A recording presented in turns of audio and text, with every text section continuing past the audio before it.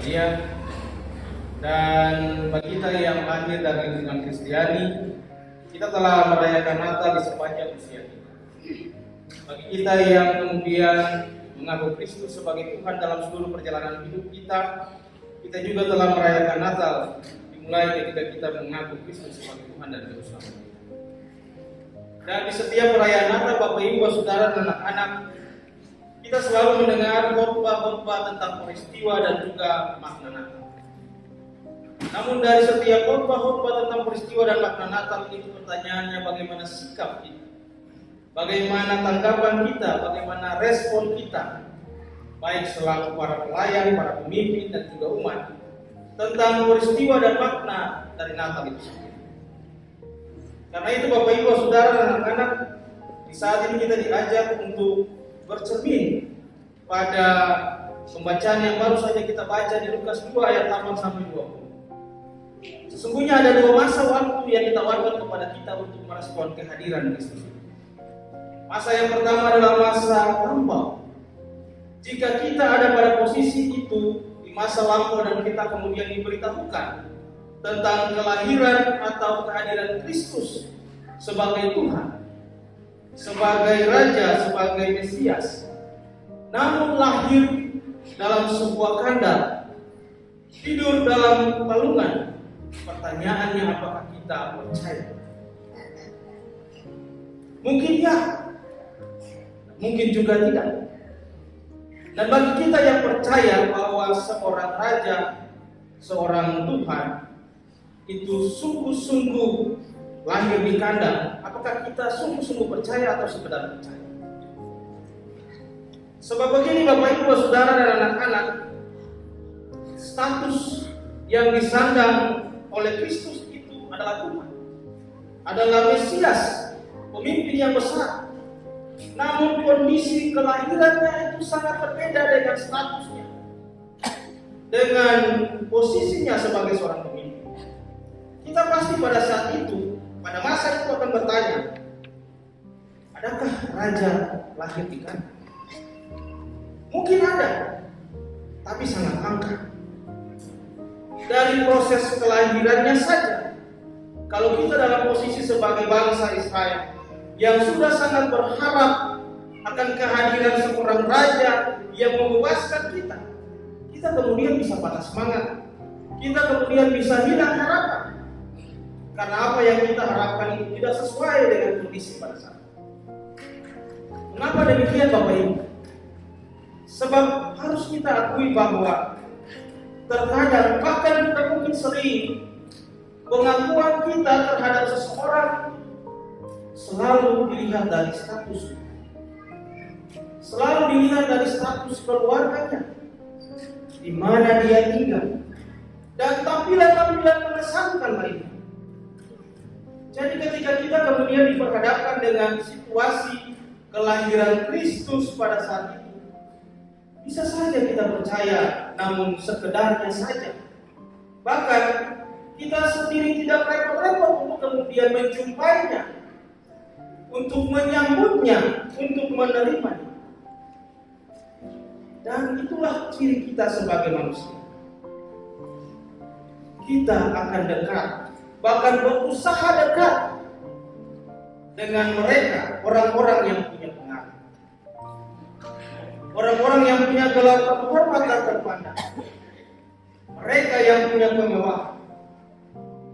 Tapi kita akan menjauh dari orang-orang yang tidak punya apa-apa. Kita tidak akan mengakui apalagi menerima bahwa orang-orang seperti itu juga bisa punya pengaruh bagi kehidupan. Dan Bapak Ibu, peristiwa Natal ini sesungguhnya mau bilang kepada kita bahwa Tuhan telah mengambil jalan untuk lahir di kandang, bukan sekedar untuk menunjukkan kesederhanaannya atau bahkan kemiskinan Yusuf dan Maria yang dipertontonkan. Tapi Tuhan sementara menunjukkan kerapuhan kita sebagai manusia. Kita rapuh sebab kita lebih banyak dipengaruhi oleh pemikiran, oleh pandangan dan kekaguman terhadap hal-hal yang sifatnya materialistik dan tampilan fisik semata. Dan kehadiran Kristus di kandang mau menguji seberapa rapuhnya kita sebagai manusia. Apakah kita selaku umatnya mengenal Tuhannya yang datang dalam kerapuhan manusia, atau menolak Tuhan kita karena tidak ada tempat baginya? Apakah kita sungguh-sungguh menyambutnya sebagai Tuhan yang kita imani, ataukah kita sekedar percaya, bahkan dengan terpaksa menerimanya sebagai Tuhan yang punya pengaruh besar dalam seluruh kehidupan? Bapak, Ibu, Saudara, dan anak-anak, cara kita menyambut dan menerima Kristus yang lahir di kandang ini turut mempengaruhi seberapa besar perubahan hidup kita setelah ini. Kalau sungguh-sungguh, maka itu akan berdampak pada seluruh perubahan dalam diri kita, dalam kehidupan keluarga kita. Tapi kalau hanya sekedarnya, maka kita terkesan dan cenderung tidak mau berubah. Dari pembacaan ini, Bapak Ibu, kita dapat belajar dari tokoh-tokoh dalam cerita ini. Para gembala adalah orang-orang pikiran yang merindukan keselamatan, yang merindukan pembebasan, kedamaian, dan kesejahteraan. Karena itu, Bapak Ibu, ketika mereka mendengar kabar sukacita itu, mereka bukan tidak percaya, tetapi secara spontan dengan sukacita mereka pergi untuk menjumpai Kristus, menyambut peristiwa Natal itu, dan menyaksikan tanda-tanda yang Tuhan telah nyatakan. Mereka bersyukur dan memuji Allah. Mereka adalah orang-orang yang tidak mempersoalkan apakah seorang raja ini bisa lahir di kandang, tapi mereka menjumpai Kristus dengan penuh sukacita dan ungkapan syukur, sebab mereka yakin dengan sungguh bahwa inilah kesempatan bagi mereka untuk memperoleh keselamatan, untuk memperoleh pembebasan, untuk memperoleh kedamaian dan kesejahteraan. Dan itu mereka. Kita belajar dari gembala-gembala ini. Di tengah-tengah banyak sekali beban-beban hidup, mungkin kita datang di perayaan Natal dalam kebaktian ini, kita masih punya beban-beban. Kita masih punya banyak persoalan. Kita masih punya masalah-masalah yang menitih. Kita masih punya banyak pergumulan-pergumulan yang mungkin belum terselesai. Tapi apabila kita datang dalam perayaan Natal, dalam kebaktian ini, kita sungguh-sungguh percaya bahwa Kristus yang hadir itu juga akan menghadirkan pembebasan, akan menghadirkan kedamaian, akan memberikan jalan keluar atas seluruh pergumulan-pergumulan hidup kita. Ataukah kita datang sekedarnya saja? Kita sekedar percaya saja dan kemudian kita merasakan tidak ada pengaruh apa-apa dalam seluruh kehidupan. Bagaimana respon kita? Bagaimana tanggapan kita ketika kita menyambut kehadiran Kristus? Ini menjadi pertanyaan refleksi yang penting bagi kita sebagai orang-orang yang hadir saat ini, mensyukuri karya keselamatan Kristus melalui peristiwa Natal. Tokoh yang kedua, Bapak Ibu, kalau kita baca dalam cerita ini adalah orang-orang di Betlehem. Dalam cerita ini dibilang bahwa mereka ini adalah orang-orang yang heran, orang-orang yang kagum atas apa yang dikisahkan dan dinyatakan tentang Yesus. Yesus yang agung disebut sebagai Tuhan dan Raja itu kemudian lahir dalam kehinaan. Tapi mereka hanya sampai pada titik itu. Mereka kemudian tidak mencari lebih dalam apa maknanya. Orang-orang seperti ini, Bapak Ibu, bagaikan orang-orang yang menerima firman itu dengan sukacita, tetapi firman itu tidak terakar dalam seluruh kehidupan. Bahkan mereka tidak mengenal Tuhan seperti apa Kristus itu. Mereka tidak mengenal rencana-rencana keselamatan yang dinyatakan melalui Kristus. Tiba-tiba orang seperti ini, Bapak Ibu, adalah orang-orang yang suka mendengarkan cerita-cerita hebat, orang-orang yang suka kagum atas berbagai peristiwa-peristiwa besar, namun sama sekali tidak membawa pengaruh apa-apa dalam seluruh kehidupan mereka. Sebab semua itu tidak berakar dalam seluruh kehidupan mereka. Apakah kita juga adalah orang-orang seperti demikian? Kita telah banyak sekali mendengar cerita-cerita tentang karya keselamatan Kristus.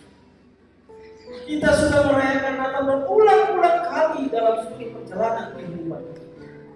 Apakah kita hanya sebatas menjadi orang-orang yang cukup mendengar saja, kagum atas cerita-cerita itu, namun tidak berakar dalam seluruh kehidupan kita, tidak membawa pengaruh apa-apa bagi perubahan-perubahan hidup? Ini juga patut kita renungkan, kita refleksikan dalam seluruh kehidupan. Tokoh yang ketiga Bapak Ibu dalam cerita ini adalah Maria. Maria bukan saja orang yang beriman. Maria bukan saja orang yang kagum terhadap kebesaran Allah yang dinyatakan melalui dirinya. Maria bukan saja orang yang penuh pujian pada Allah, tetapi juga ia adalah sosok orang yang sungguh-sungguh bertanggung jawab atas seluruh karya Allah. Ia menyadari rahasia besar Allah ini yang terus ia gumuli, yang terus ia renungkan dalam setiap lika-liku kehidupan dan penderitaan. Ia adalah orang yang harus menanggung malu sebagai seorang perempuan, tetapi dalam rasa malunya itu kemuliaan Tuhan. Dalam posisi sebagai Maria Bapak Ibu, terkadang untuk berkorban bagi banyak orang, bagi sebuah bangsa yang besar, atau mikir-mikir dulu kalau kita harus takut mati. Tetapi Maria, karena karya Allah itu harus menanggung semuanya, penderitaannya itu ia terus gumuli sepanjang kehidupannya, hanya untuk kebaikan-kebaikan melalui peristiwa kelahiran Kristus. Dan dia adalah model dari orang-orang percaya yang terus memaknai dan menghidupi makna kehadiran Kristus itu dalam aktivitas dan praktek kehidupannya setiap hari. Apakah kita seperti Maria? Orang-orang yang rela menanggung malu, berkorban untuk kebaikan yang telah Tuhan nyatakan melalui kita. Bapak Ibu, saudara dan anak-anak yang diberkati oleh Tuhan kita Yesus Kristus. Karena itu cerita masa lampau ini kalau ketemu bawa dalam kehidupan kita saat ini, atau berada pada posisi seperti apa? Atau mengikuti tokoh yang mana ketika kita meresponi seluruh kebesaran Tuhan ini? Kristus bukan lagi lahir di kandang, tapi Kristus telah hadir sebagai Tuhan dan penyelamat hidup kita. Apakah kita masih seperti orang-orang yang sekedar percaya saja? Karena mungkin kita bilang itu peristiwa sulama, atau juga saya melihat Kristus secara fisik, tampilannya seperti apa? Tahukah karena kita punya masalah terlalu banyak, beban-beban hidup terlalu berat, sehingga kita kemudian menjadi orang-orang yang apatis, orang-orang yang tidak peduli apakah Kristus memang hadir atau tidak. Dan kita lagi mengimani sungguh karya-karya keselamatan Kristus itu dalam seluruh kehidupan.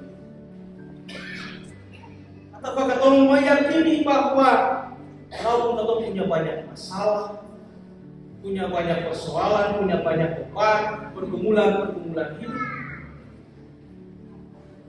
karya keselamatan Kristus itu terus menghidupkan, terus memampukan dan melayakkan kita sebagai orang-orang yang telah diselamatkan ini untuk menemukan jalan-jalan keluar atas setiap persoalan ini. Dan kita bertumbuh di sini, kita berakar di sini, kita menjadi kuat bukan karena tanpa masalah, tapi karena Kristus dengan kuasanya lebih besar daripada setiap masalah yang menghampiri kehidupan. Kalau kita menjadi orang-orang seperti demikian, maka Natal itu punya arti dan punya makna dalam seluruh kehidupan kita. Karena kita tidak terjebak dengan tampilan-tampilan fisik di masa Natal. Pohon terang yang indah, berbagai perhiasan-perhiasan Natal, aksesoris Natal. Kita tidak tenggelam pada suasana-suasana seperti demikian. Tapi kita memaknai Natal sebagai momentum waktu Tuhan mengubah hidup kita dan menguatkan kita untuk menjalani jalan-jalan perubahan itu. Maka kita menjadi orang-orang yang berarti, seperti gembala yang terus bersyukur dan memuji Tuhan, dan juga seperti Maria yang memaknai sungguh dalam setiap lika-liku kehidupan kita, Tuhan menyertai kita.